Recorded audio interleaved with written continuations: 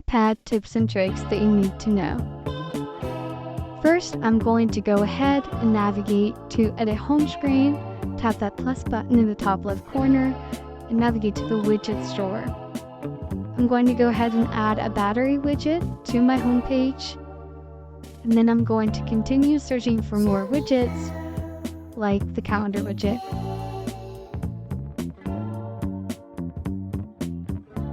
I'm going to go ahead and add a weather widget, and then a reminder widget.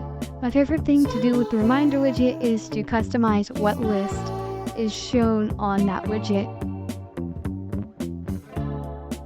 I'm going to go ahead and move that widget to the next page, and then go in and add a digital clock. Now I'm going to go ahead and add another reminders widget.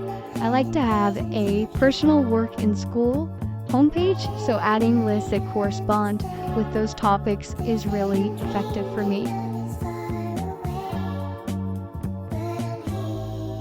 Now I'm going to go ahead and add another reminder widget, and then go ahead and add focus timer widgets to 2 of my home pages. Now, because I have the Focus application downloaded, I can go ahead and add the Focus widget to 2 of my pages. Now I'm going to go ahead and add an Apple Book and Apple Music widget to my personal page, along with an Apple TV widget. Now I'm going to go in and add a Citrix widget to my work homepage. And then, as you can see, depending on the focus I have turned on, I can see different widgets and home screens.